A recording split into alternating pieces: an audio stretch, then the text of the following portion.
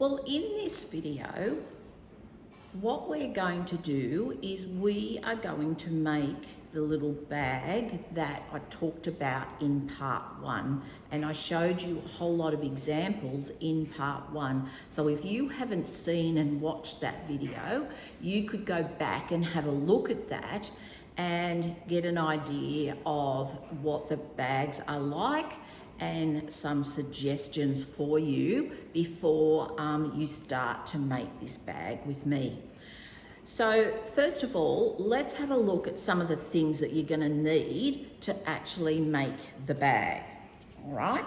So first of all, I thought I would use some, because we're getting close to Easter, that I would use some Easter fabric. But the bonus is that this fabric has got nothing about Easter on it. It just has got some rabbits, some butterflies and some flowers and strawberries, and it is very pretty in pink. So I don't know whether you can see that, but what we're going to have a look is I'm going to make the outside with that, and then what I'm going to do is I'm going to do the lining in that pink.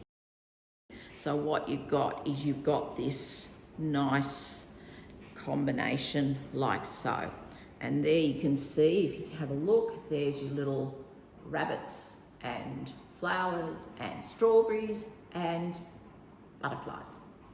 So that's what we're going to do. I'll show you a couple of other options of fabrics that I actually have, and then we'll start having a look at what you need, and we might get onto this one. All right. So another one that I got is I found this fabric with lots of Easter eggs. Okay, so this really is an Easter one. And what I thought I would do is I would match it with this stripe. So hence eggs and the stripe. So I thought that would make a nice little combo. The next one, I found these rabbits that sort of weren't as girly, and I thought maybe you could make those as a boy. And they've got blue ribbons around their neck.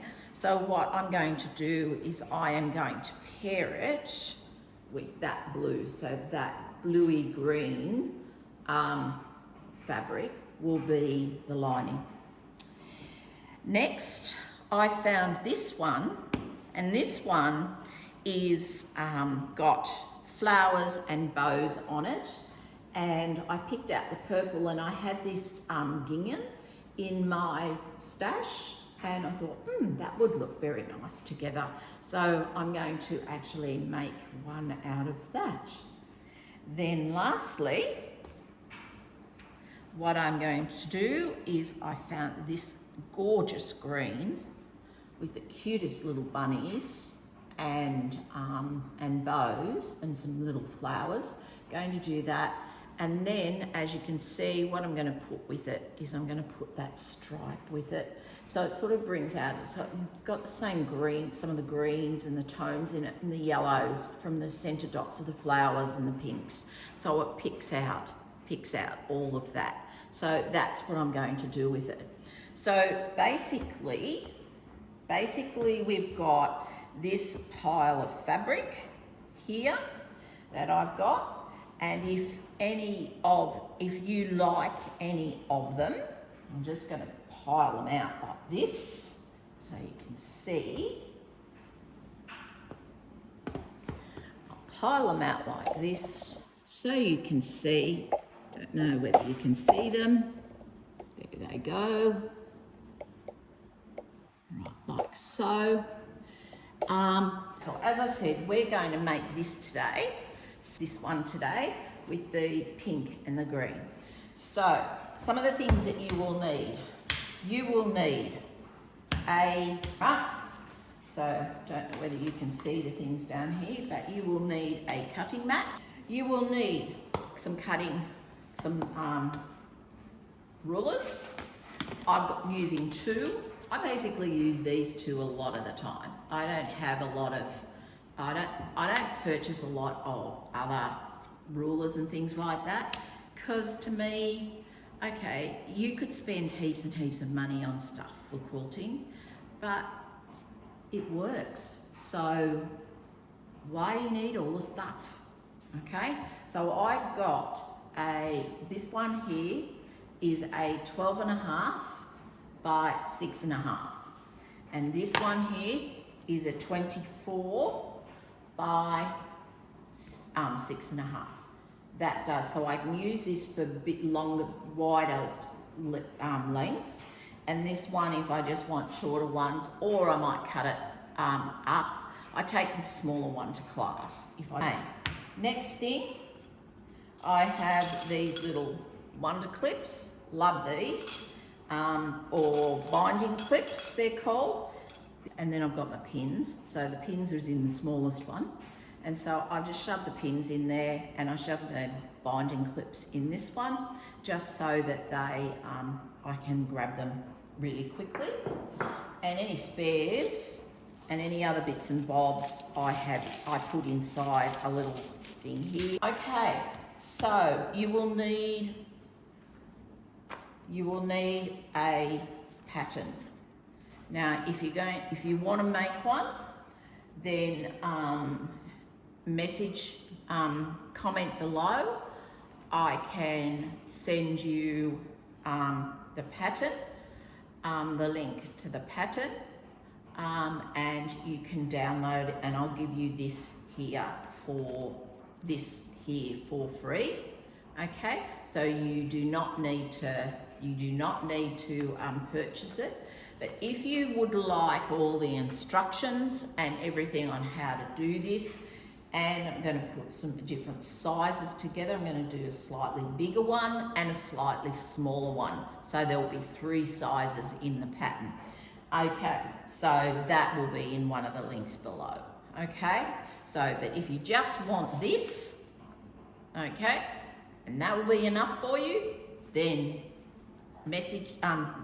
comment below, just say the word pattern, and I will send that to you.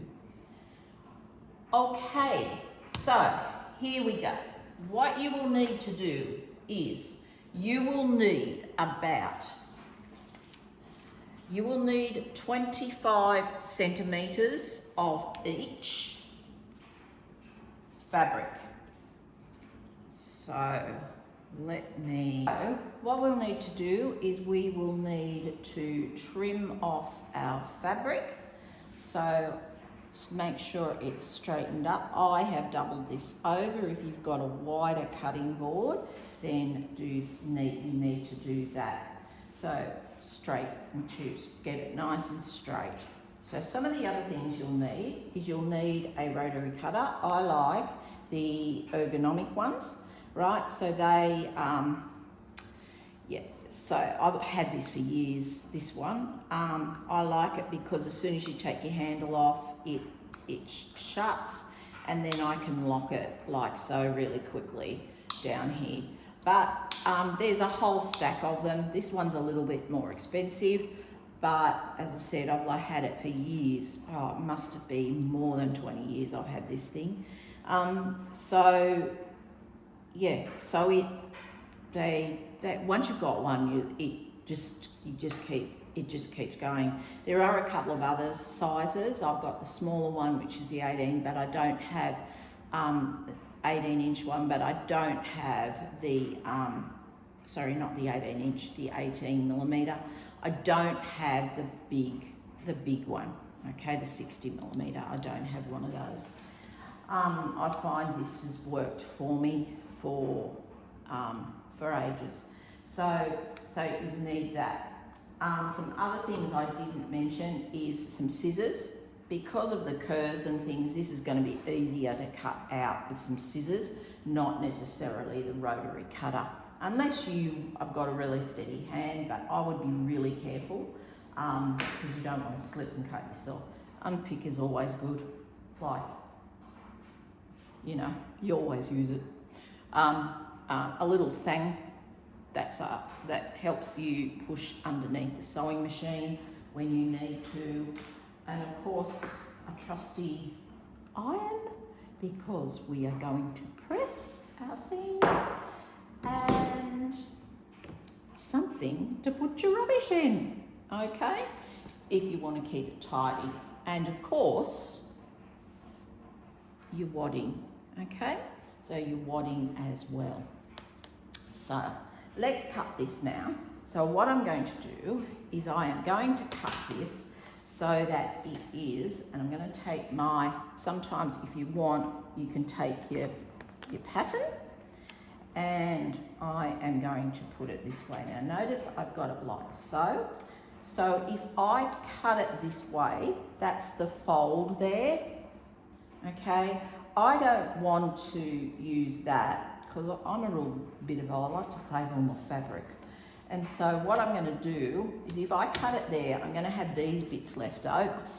But if I cut it here on this side, where the selve edges are, on that side, and bring it in a bit. So find where your selve edges are, bring it in a bit, and pin it there. When you cut this out, when you open this up, you will have enough fabric here to do your pocket, okay? So basically what you need to buy is you need to buy the width of that, the length of that, plus how long you, the width of your straps. So if this here is, if we measure it, that there is 10 inches. You want your strips 4 inches, so you need 14 inches of fabric, okay, for the outside, and you need 10 inches for the inside because we don't need straps for the lining, okay? So that will depend on which way you want to make your straps. Whichever fabric you want to make your straps out of, you need to add another 4 inches. So it is 10 inches for the actual bags of each fabric, and then if you're going to make the handles the same as the outside, you need another 4 inches. So that means 14 for the outside, 10 for the lining. So I hope you've got that. If you want to make an extra pocket, then you would be able to get an extra tiny little pocket out of the leftover bits if you want to, because you don't need to make a big pocket for the inside. It doesn't need to be the whole of this shape, okay? So I am not going to cut that because what I have done is I have already cut these out. But for those people who are not sure about how to cut it, line it up. Now, what I tend to do is I tend to turn it round first. I will always, even if I have used it before and know that I finished off neat, what I will always do is I will always go back along the fold there. I mark that red line along the fold. So I don't know whether you can see that. Let me bring it closer. You see that now? Okay, hopefully you can see that now. So what you do is you grab one of your lines here. So I've got a small ruler here. You would do the same on the big one. I'm just using the small one so I don't get tangled up in it. And then once I've lined it up and made sure that this is nice and straight, what I will do is when you hold your rotary cutter, you make sure that you always cut away from you. So you cut away from you, never towards you, because if you cut towards you, what you could end up doing is slipping and there could be a terrible accident, okay? And believe me, those terrible accidents have happened. So it's always cutting away. It's just general safety. So basically I've only cut a little bit off. Not going to cut heaps off. I just want to trim it to make sure that it is nice and even. So you can see that now it's nice and beautifully even. Now what I'm going to do is I carefully turn it round. Some people turn their board around, I don't worry, but because I've trimmed it, I should be able to do that. And then what I've done here is I then will trim off from my fabric, although I'm not going to do it now, is I will actually take this, put it over here. I can now, because I know the top is straight, what I can do is I can line that up along there. And then what I will do is I will now cut across there. Don't cut the bottom of your pattern off, okay? So just a little bit below it, and you will cut along there. Once you have done that, then what you need to do is you will need to grab some pins because you want to hold this. You can see I've made a few of these with this pattern. And you are going to pin this here like so, and then cut around it with your scissors. If you want to use your rotary cutter, then good on you. I wouldn't be using this size. If I was using my rotary cutter, I would be using the smaller size. The reason you would use the smaller size is it actually gives you more control. Okay, so because you're cutting around a curve. So it'll give you more control and you'll be able to cut it better. Okay, so I have already done this, and I have cut out my pieces. So I'll just put this to the side over here. So what I have done is I have already cut out my, and you will need, and once you do it that way, I've got that folded over, but into four. I folded my fabric in half. I'll show you just so that you can see. So this is how it will come. So it will come like that. And what I did was I folded it in half. So what I have now is I have 1, 2, 3, 4 layers. So when I do my cutout, I actually have all the pieces that I need for this bag. Okay, just saves time. So I've got my 4 pieces, like so, like so, like so, and like so. Got my 4 pieces. I have already cut out my lining, my wadding. So I've got my 4 pieces of wadding. Okay, I haven't got my 4 pieces of lining yet, which I'm about to do. I have cut out my pocket, and I'm going to do it just with the bunnies. And then I have cut out these 2 are my handles. And the handles are 14 inches long, and we were talking about 4 inches wide.